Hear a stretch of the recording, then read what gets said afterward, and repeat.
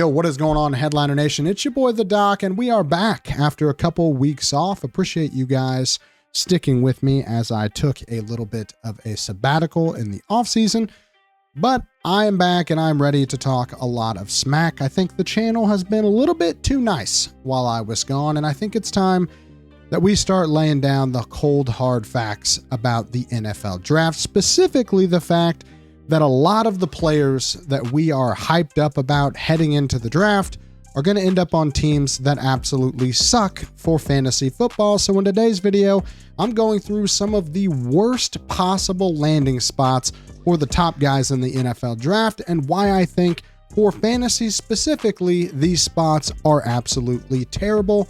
Let's jump into it.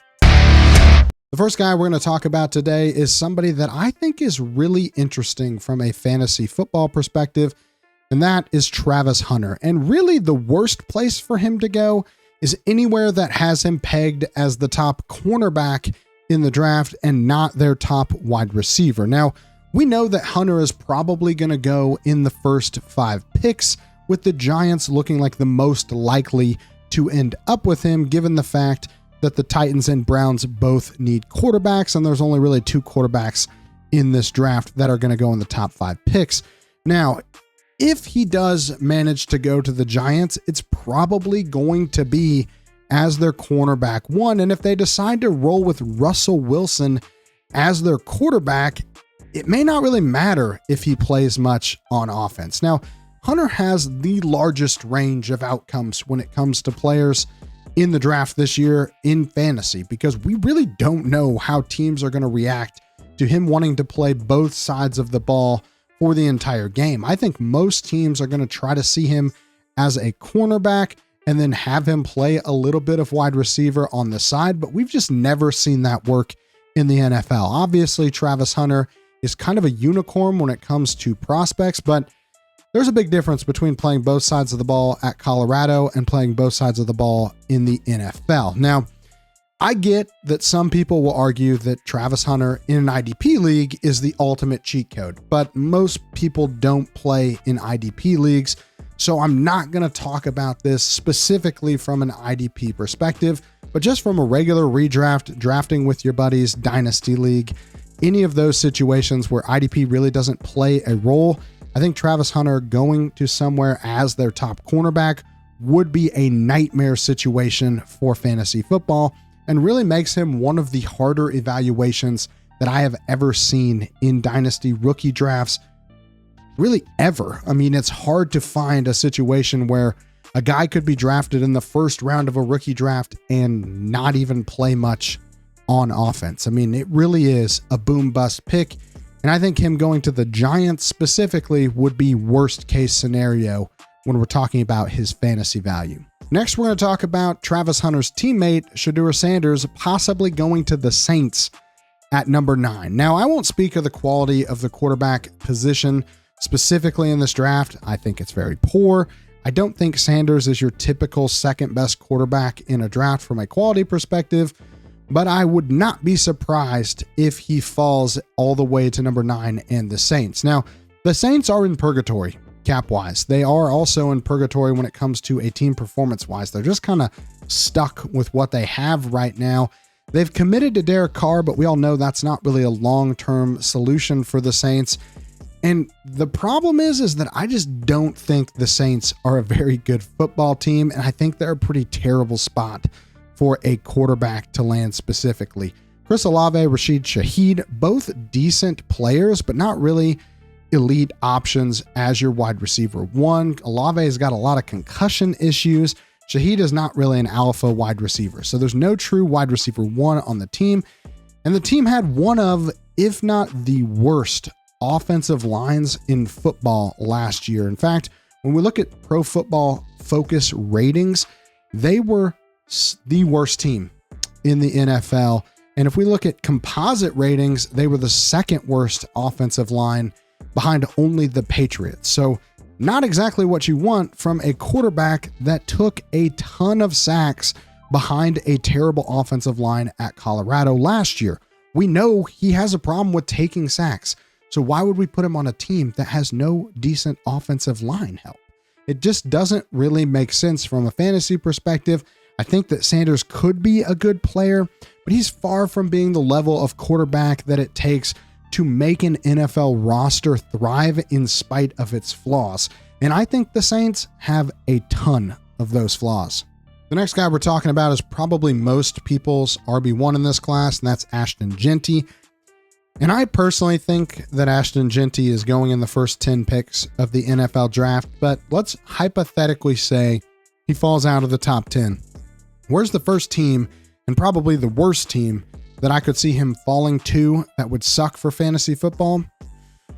For me, it's the Dolphins at 13. Now, I know that people are not going to like this take, but I think Devon Achane is better suited to be in a committee than being the bell cow on this team.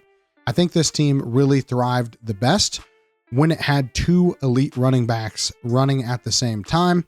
And Devon Achane, while he is an elite running back, is not the type of running back that typically we see get massive bell cow level touches. Now, that's not to say he can't do it. I'm just saying that I don't think the Dolphins want him to do it. And we've seen that with them trying to implement backs for a committee approach. We saw it with Raheem Mostert. We've seen it again with them drafting a running back last year. I'm not saying that they will do it. I'm just saying it would really suck for fantasy if they did. Now, we also know that Mike McDaniel, he loves a good running back committee. So having Ashton Jeanty be on the Dolphins isn't exactly a bad fit for the offense as a whole. It's just a terrible fit for fantasy football. I just don't think that we will see both of those guys reach their potential if they are on the same team. And really any team that has a decent running back already that wants to pair them with Ashton Jeanty is probably in the right. He's a great player, but it would suck for fantasy football to have to deal with who do we start each and every week. And I know there's some people that would argue, well, in 2013, weren't Raheem Mostert and Devon Achane both elite running backs? And that's true. By average PPR points per game, they were both top 5 running backs in 2023. The problem is that they only did it at the same time 4 times that year. So having 2 great running backs on the same team is great, except that we acknowledge that having just one bell cow is what's best for fantasy. We know that when committees happen, guys lose fantasy value. We saw that last year with Jahmyr Gibbs. He didn't break out until David Montgomery went away and was injured. So we don't want Ashton Jeanty ending up on a spot where he has to split any touches. And so while I don't think this will happen, him going to the Dolphins would really suck. All right, the next guy we're going to be talking about is Shedeur McMillan, and I think that this is probably the most likely landing spot of anybody that I'm going to talk about today, and that is him going to the Jets at number 7. Now, McMillan to the Jets, I think, would absolutely tank his value in fantasy drafts. The Jets are in a total rebuild, but they are trying to play it off like they're not in a rebuild. The team's not very good.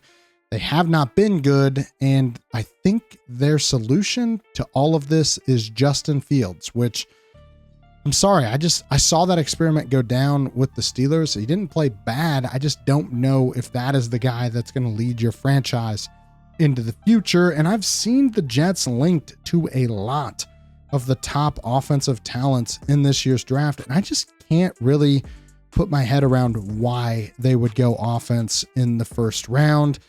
I get that they don't have a ton of options, but they have Garrett Wilson and Breece Hall.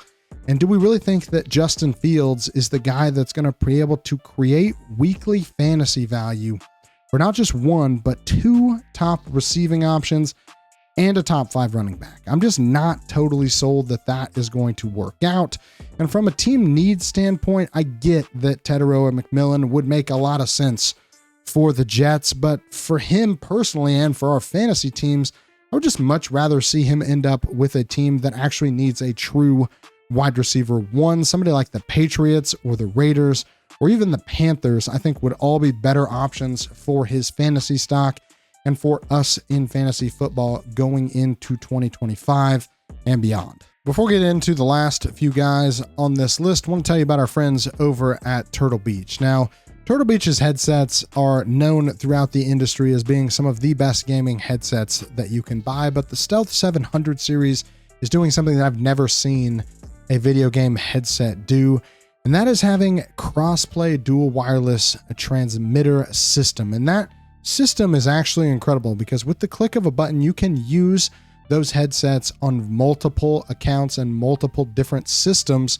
so you don't have to constantly be trying to reconnect the headset to multiple systems. You can use it on your console, you can use it on your PC, you can go back and forth between the two, you can hook it up to your phone and have both things running at the same time. And I just love that Turtle Beach is really putting that type of effort into their product to make something that is truly unique in the gaming headset space. But I've got a special offer for you guys over at the Fantasy Headliners. When you go to turtlebeach.com, use the code Headliners, get 10% off your entire order over at Turtle Beach. Again, use the code Headliners to get 10% off your entire order and tell them the Headliners sent you. Finally, I've got a few guys that I just want to rapid fire through here, some landing spots that I just personally don't think would be great for fantasy football. First up, Cam Ward getting past the Titans at 1 and going to the Browns at number 2. I just don't really like the fit for Cam Ward here. I just really think that if you care about a guy, and specifically a quarterback, you would not want them to play for the Browns.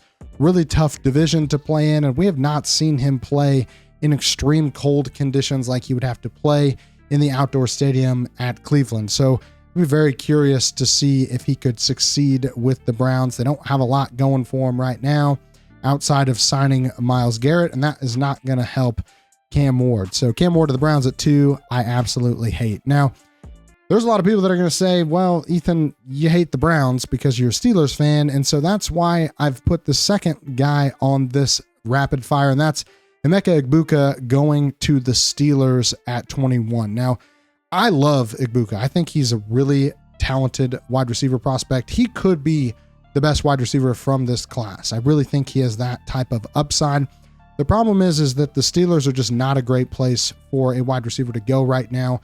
They've still got George Pickens. They've got TK Metcalf. It's just a really convoluted and complicated wide receiver core to create a very productive fantasy season out of. I just don't really think what they're going for is having an elite offense with 3 wide receivers. They just have never really been able to get 3 guys going at once, and we don't really know who their quarterback's going to be as of this recording. So I don't think any really wide receivers are going to have a great time if they end up with the Steelers, and we know that the Steelers are probably going to draft a wide receiver in this draft anyway, so just be prepared for someone to have a miserable time. Next up, we got Tyler Warren going to the Colts at number 14. Another guy that I think is probably going to go before this, but just don't really love what the Colts are doing, and I don't think Tyler Warren really fits into their scheme. I think that Tyler Warren's an incredible football player. I just don't like the idea of him going in and trying to compete for targets with a quarterback like Anthony Richardson or even Daniel Jones trying to throw him the ball. I just don't think that what he does as an offensive player really translates to what the Colts are trying to do with their offense. And personally, I'd just like to see him go to a situation where he has a better quarterback. And finally, Amarian Hampton going to Minnesota at number 24. Hampton's pretty universally accepted as the RB2 in this class after Jeanty. I think that Minnesota would be a pretty bad landing spot for him. Not that I hate the Minnesota offense. I just think that he and Aaron Jones kind of take away from each other. They both do very similar things. They're both talented in the same kinds of ways. They just don't really complement each other very well. We know the team's already committed to Aaron Jones with him signing an extension, so I just don't love the landing spot for Hampton if he ends up in Minnesota. All right, guys, that's it for this week's video. Hopefully you enjoyed the concept. I know that we're usually pretty upbeat and positive on this channel, but I do think we need to recognize that in the NFL draft, there's a lot of landing spots that would be terrible for fantasy football, and I think it's worth talking about them now just as a kind of a precursor to what we could be talking about after the draft. And I think all of the things that I mentioned today are things that could potentially happen. So trying to prep you guys for the worst case and the best case scenario. If you liked this kind of content, make sure that you like the video, subscribe to the channel, hit the join button if you haven't already, become a member of Headliner Nation. But that's all I got for you this week, and we will see you next time. Analytics off the chain, all the channels not the same. Jake and Kyle, you know the name. Headliner Nation.